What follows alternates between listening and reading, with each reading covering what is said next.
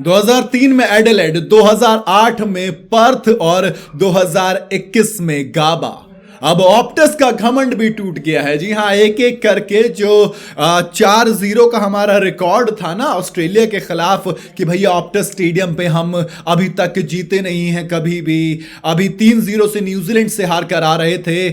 तो ladies and gentleman, Jasprit Bumrah के लिए जरा आप तालियां बजाइए, क्योंकि वो पहले कैप्टन बन गए जिसने ऑप्टस में आके ऑस्ट्रेलिया को हराया है। जी हां, बात तो बनती है, क्योंकि प्लेयर ऑफ द मैच भी बने हैं और सेना कंट्रीज में सबसे बड़ी जीत इसलिए क्योंकि यहां पर जो जीत का मार्जिन है वो लगभग 300 रन, 295। आपको सिद्धू मूसेवाला याद आ सकते हैं, क्योंकि ये 295 जरा उससे ज्यादा जोर से बजेगा। जो ऑस्ट्रेलिया तक जिसकी गूंज जाएगी वो इंडिया, जिसके पास ना मोहम्मद शमी थे, ना रोहित शर्मा थे, ना शुभमन गिल थे, नीतीश कुमार रेड्डी ने अभी डेब्यू किया था, हर्षित राणा ने डेब्यू किया था।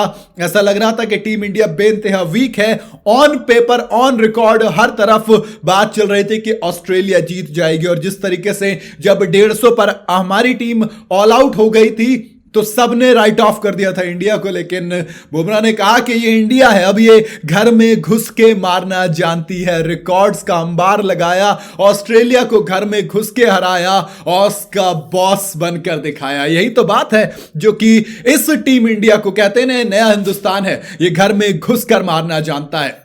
Jasprit Bumrah the captain, the leader, वो लीडर जो फ्रंट फुट से आकर लड़ता है और धोता है। भाई 8 मैच, 40 विकेट ऑस्ट्रेलिया के अंदर, 18 का एवरेज स्ट्राइक रेट, 45 का, 2-2 पंजे झटके। अब आप क्या कहेंगे दोस्त, ये कमाल है। अगर बात करें टीम इंडिया की तो ये कमाल की विन है, क्योंकि सबने राइट ऑफ कर दिया था। मार्जिन के हिसाब से देखोगे तो हम इंडिया की अगर बात करें, ऑस्ट्रेलिया के खिलाफ अगर हम बात करें तो मोहाली में 2008 में 320 रन से जीते थे, जो कि सबसे बड़ा था।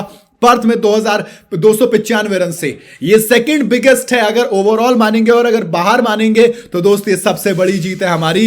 ये कमाल इंडिया की इस बैटिंग की सेकंड इनिंग में विराट कोहली की सेंचुरी आई, यशस्वी जायसवाल की वो 161 रन की पारी, केएल राहुल की वो हाफ सेंचुरी, ये सब कमाल था जो दिखाया गया है। और अगर मार्जिन से बात करें आउटसाइड एशिया की तो दोस्त वेस्ट इंडीज में कमाल हमने दिखाया था, फिर ऑस्ट्रेलिया के खिलाफ अब ये सेकंड सबसे बड़ी हो गई है सेना कंट्रीज में।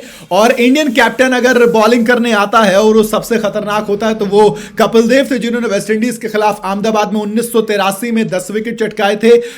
बिशन सिंह बेदी ने 1977 में पर्थ के वाका स्टेडियम में 194 रन देकर 10 विकेट चटकाए थे, और फिर बिशन सिंह बेदी ने 9 विकेट थे। और अब जसप्रीत बुमराह चौथे ऐसे कप्तान बन गए जिसने 8 विकेट लिए हैं ऑप्टस स्टेडियम में। वो ऑप्टस स्टेडियम जिसके बारे में कहा जा रहा था यहां पर ऑस्ट्रेलिया हारना, अरे छोड़ो यार, यहां पर तो इंडिया जो 3-0 से न्यूजीलैंड से हार कर आ रही है वो क्या ही करेगी। लेकिन मेरे दोस्त, इंडिया का रिकॉर्ड जब आप ऑस्ट्रेलिया में देखेंगे तो पिछले 4 में से वो 3 टेस्ट जीती है, और ये रिकॉर्ड अब दिन ब दिन बेहतर होता जा रहा है। WTC के पॉइंट्स टेबल में हम नंबर 1 बन गए हैं वापस से। वो जो पोजीशन हमने खोदी थी वो वापस मिल गई है, क्योंकि दूसरी पारी में जलवा देखने को मिला। किसने, ये तो सब क्लियर था, बस बॉलिंग की हमारी बात थी कि बॉलिंग तो हम संभाल लेंगे, बात बैटिंग की थी। क्योंकि पहली पारी में जब 150 पे ऑल आउट हुए तो जवाब में ऑस्ट्रेलिया का धुआं उठा दिया, उसको हमने 104 पर ऑल आउट कर दिया। बुमराह ने पंजा खोला, सिराज ने 2 विकेट चटकाए, हर्षित राणा डेब्यू पर 3 विकेट इन्होंने लिए पहली इनिंग के अंदर। और उसके बाद जब दोबारा बैटिंग करने आए इन टीम इंडिया तो 487 रन, कोहली की सेंचुरी, यशस्वी जायसवाल की सेंचुरी, कमाल था।